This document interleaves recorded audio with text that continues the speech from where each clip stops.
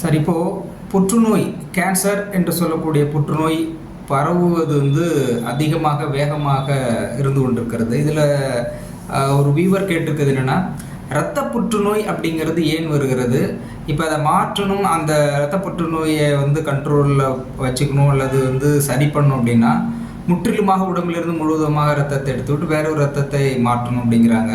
இதனால் பாதிப்பு வராதா? இந்த இரத்த புற்றுநோயை முழுமையாக குணப்படுத்த எளிய வழிமுறை அல்ல சித்தா ஆயுர்வேதிக்கில் எந்த மாதிரி முறை இருக்குது, முற்றிலும் 100% அதை குணப்படுத்த முடியுமான்னு கேட்டிருக்காங்க. இதுக்கு உங்களுடைய பதில் என்ன டாக்டர்? இரத்த புற்றுநோய் கிடையாது, எந்த புற்றுநோயுமே முழுவதுமாக குணப்படுத்த முடியும். அது முற்றுவதுமாக குணப்படுத்துவதற்கு நான் என்ன வழி சொல்கிறேன், அந்த வழி அவர் ஃபாலோ பண்ணுவார, அதுதான் முக்கியம். எல்லாரும் கேட்குறாங்க, நாம் சொல்கிறோம், அதை லைஃப்பில் ஃபாலோ பண்ணாங்கன்னா பரவாயில்ல. ஆனால் அவங்க என்ன நினைக்கிறாங்க, பெரும்பாலும் மோஸ்ட் ஆஃப் த வியூவர்ஸ் என்ன நினைக்கிறாங்கன்னா, ஏதோ ஒரு மாதம் சொல்வார் சாப்பிட்டா சரியாக போயிடும். ஓகே, இறைவன் அப்படி படைக்கல, அதுக்கு நான் என்ன பண்ண முடியும்? ஸோ எந்த ஒரு நோயும் முழுவதுமாக குணப்படுத்தக்கூடியது தான். இந்த நோய்க்கு குணம் இல்லை, இந்த நோய்க்கு குணம் இருக்குது அப்படி தக்கிற எல்லா நோயும் குணப்படுத்தக்கூடியது தான். ஸோ இறப்புக்கும் நோய்க்கும் என்ன சம்மந்தம் அப்படின்றது இங்கே நீங்கள் தெளிவாக புரிஞ்சுக்கணும். ஒரு மனிதன் இறக்கணும்னா நோய் வந்தால் இறக்கணும்னா அப்படிலாம் ஒன்றும் கிடையாது. அப்படி தவறாக வந்துடுச்சு, அப்படி ஒரு பழக்கம் வந்துடுச்சு. ஒரு குறிப்பிட்ட காலத்தில் அவனுக்கு ஒரு நோய் வரணும், நோய் வந்த பிறகு அவர் ஹாஸ்பிட்டலைஸ் பண்ணணும், ஹாஸ்பிட்டலில் பண்ணி ஐசிசியூ அட்மிட் பண்ணி அவர் இறந்து ஒரு டெட் பாடியாக வீட்டுக்கு வருவார். அப்படிலாம் கிடையாது. நோய் வேறு, மனிதன் இறப்பு வேறு.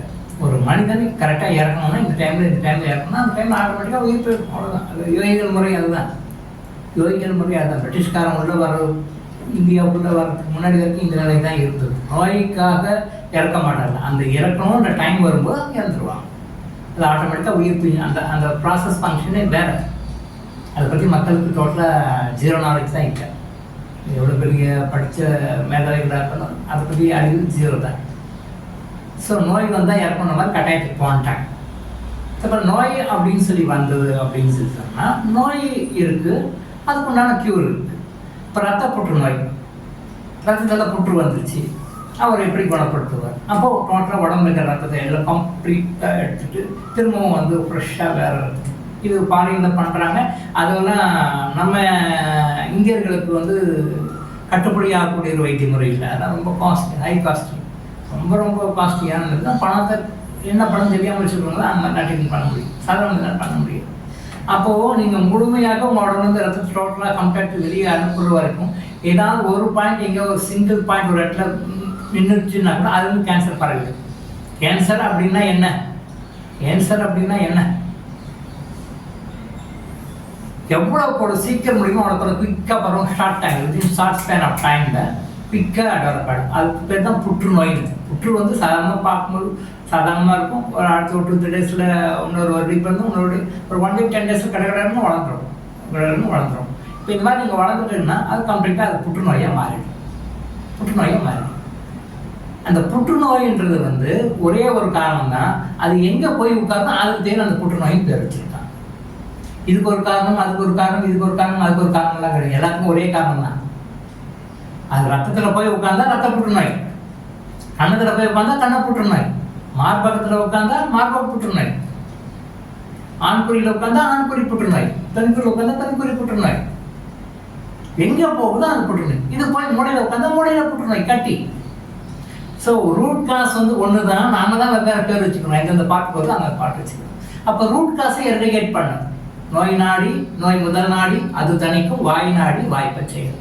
நான் திருவள்ளுவர் சொல்லியிருக்காரு, எத்தனையோ பல நூற்றாண்டுகளுக்கு முன்னாடி சொல்லிட்டு போயிருக்காரு. நோய்க்கு உண்டான காரணம் என்ன, அந்த நோய்க்கு உண்டான மூல காரணத்தை கண்டுபிடிச்சு மூல கண்டு சரி பண்ணிட்டு அந்த சரி பண்ண அடிக்கடி சொல்லுது. இவருக்கு தான் அவர் பிரைஸ் எல்லாம் கொடுத்துருக்கோம், திருவள்ளுவர் விட்டு யாராவது கொடுத்துட்டு இருக்காங்க. அந்த நோய்க்கு உண்டான காரணம் மூலத்துக்கு உண்டான ஒரு காரணம், ஒரு மூல காரணம் ஒன்று இருக்கும். அந்த இன்டெப்த்தாக உள்ளே போகும்போது ஒரு நோய்க்கு ஒரு மூல காரணம் ஒன்று இருக்கும், ரூட் காஸ் ஒன்று இருக்கும். அந்த ரூட் காஸ்க்கு என்ன ரெமெடி பண்ணணுமோ அது ரெடி பண்ணணும். அதை சரி பண்ணிட்டா அந்த புற்று சரியாக போயிடும். இந்த புற்று எப்படி ஒருத்தத்துக்கு ஒரு புற்றுநோயாக வருது, அது அவங்களுடைய கர்மாவுக்கு தகுந்த மாதிரி, அவங்களுடைய ஜாதகத்துக்கு தகுந்த மாதிரி, அவங்களுடைய பொருள் ஜனத்தை என்ன தப்பு பண்ணாங்க, என்ன தப்பு பண்ணனாலும் அந்த நோயை இறைவன் கொடுக்குறான்றது காரணத்தை பொறுத்து அந்த ஒரு நோயாக வரும். பட் அடிப்படை காரணம் முழுக்க முழுக்க முழுக்க திரும்பவும் உங்களுடைய wrong done karmas in your past life. உங்களுடைய பிறவிகளை நீங்கள் செய்த தவறான விஷயங்கள் தான். அந்த தவறான விஷயங்களுக்கு என்ன ரெமடி இப்போ பண்ணமோ அதை நீங்கள் சரி பண்ணீங்கன்னா ஆட்டோமேட்டிக்காக அது வந்து சரியாக போயிடும். மருந்தே தேவையில்லாமல் நோயை குணப்படுத்தும். ஈவன் கேன்சரை கூட மருந்தே இல்லாமல் குணப்படுத்த முடியும். அப்போ அதுக்கு நீங்கள் வாழ்க்கையில் என்னென்னா ஃபாலோ பண்ணணும். அதை டாக்டருங்கோ ஆயிடுச்சு போய்ட்டு ஒரு 10 விதிமுறைகளாக பிரித்து கொடுத்துருக்குறோம். அதை லைஃப்பில் ஃபாலோ பண்ணாலே நீங்கள் மருந்தே இல்லாமல் உங்களோட நோய்கள் வாட் ஆர் த டிசீஸ். அது டாக்டர்ஸ் என்ன நேம் வேணாலும் இருக்கட்டும், சயின்டிஸ்ட் என்ன நேம் வேணாலும் இருக்கட்டும், எதுவாக இருந்தாலும் நோய்களுக்காக இந்த 10 விஷயங்களை தான் அடக்கும். இந்த 10 விஷயத்தை நீங்கள் சரி பண்ணீங்க அப்படின்னு சொல்லி சொன்னால் நோய் சரியாயிடும். அது எந்த நோயாக இருக்கட்டும். புற்றுநோய் வந்தால் இறங்கணும்னு கிடையாது. புற்றுநோய் வந்தால் கூட சாதாரணமாக எல்லா லைஃப்பையும் நல்லா என்ஜாய் பண்ணி நல்லா சாப்பிட்டு நல்லா ஃப்ரீயாக இருக்கிற உங்களுக்கும் அந்த டைம் எப்போ வருதோ அந்த டைம் அழகாக உயிர் புரியும். கஷ்டமே படாமல். புற்றுநோயால் அனுபவிச்சுக்கிறவங்க வேதனை எவ்வளோ அனுபவிக்கிறோம் நேரில் பார்த்துருக்கோம். அது ரொம்ப கொடுமை. என்னை ஏதாவது பண்ணி என்னை சாகடிச்சிருக்குன்னு கேட்பாங்க. நீங்கள் என்னை ஏதாவது நின்று சாகடிச்சிருக்கீங்க, எனக்கு என்னால் வழி தாங்க முடியல, என்னால் இருக்க முடியல, பொறுக்க முடியல, நான் ஏன் தான் உயிர் வாழணும், என்னை சாகடிச்சிருங்க அப்படின்னு சொல்லிட்டு அவங்க கேட்பாங்க. சுற்றி இருக்கிறவங்க அவங்க கேட்பாங்க. அப்படின்னா அவங்க எவ்வளோ வழி வேதனை இருக்கும். அவங்களால அந்த வழி வேதனையே அந்த டைமில் எக்ஸ்பிரஸ் பண்ண முடியாது. ஆனால் எக்ஸ்பிரஸ் பண்ண முடியாத ஒரு சொன்ன கூட அவங்க அதை கேட்குறாங்க. என்னை எப்படியாவது கொண்டுடுங்க, என்னை ரசூசி கூட கொண்டுடுங்க, என்னால் அனுபவிக்க முடியல. ஸோ அந்த வழி வேதனையை அவங்க அனுபவித்து அவங்களுடைய அந்த பழைய ஜென்ம கர்மாவை கழிக்கிறதுக்காக இறைவன் அந்த நோயை கொடுத்தோம், அதை அனுபவிக்க வைக்கிறோம். நாம் வந்து அவருக்கு ஒரு மருந்தை கொடுத்து நாம் இதை கொடுத்து அவருக்கு சீக்கிரம் நீங்கள் செத்து போடுங்க, அனுபவிக்க செத்து போட விட்டுட முடியாது. விட்டுட்டாலும் திருப்பி அடுத்த திருப்பி ஒரு நோயை கொடுத்து திருப்பி இதை விட பல மடங்கு பனிஷ்மெண்ட் கொடுத்து அனுபவிக்க வைப்பான். ஸோ புற்றுநோய்னா பயப்பட வேண்டிய விஷயம் இல்லை. நம்ம எப்போ நிறைய தப்பு பண்ணிக்கணும்னு அர்த்தம். அதுக்கு என்ன பரிகாரம் பண்ணணும் அதை சரி. என்ன பரிகாரம் நீங்கள் செய்யணும், இது உங்கள் ஜாதகம் தெளிவாக இருக்கும். உங்களுடைய ஜாதகத்தில் நீங்கள் பார்த்தீங்கன்னா இந்த நோய் எதுக்காக வந்தது, ஏன் வந்தது, என்ன பர்பஸ்க்காக வந்தது, என்ன நீங்கள் தப்பு பாஸ்ட் டைப்பில் பண்ணனால வந்ததுன்னு சொல்லி இருக்கும். அதுக்கு என்ன பரிகாரம் பண்ணணுமோ அதை நீங்கள் சரியாக முறையாக நீங்கள் அந்த பரிகாரத்தை பண்ணி அதை வந்து நீங்கள் சரி பண்ணிட்டீங்க அப்படின்னு சொல்லி சொன்னால் அந்த நோய் முழுவதுமாக குணமாவதற்கு உங்களுக்கு சரியான வழிகள் காட்டப்படும். சரியான டாக்டர்கிட்ட போவீங்க, சரியான மருத்துவ முறை பண்ணுவீங்க, சரியான அந்த ஃபாலோ அப் பண்ணுவீங்க. இந்த சரியான முறையில் எந்தெந்த ரூட்லலாம் நீங்கள் ஃபாலோ பண்ணி என்னெல்லாம் உங்கள் லைஃப்பில் நீங்கள் செஞ்சீங்கன்னா இந்த நோயிலேருந்து நீங்கள் முழுவதுமாக வெளியே வர முடியுமோ அந்த வழிகள்லாம் இறைவன் உங்களுக்கு காட்டுவார்.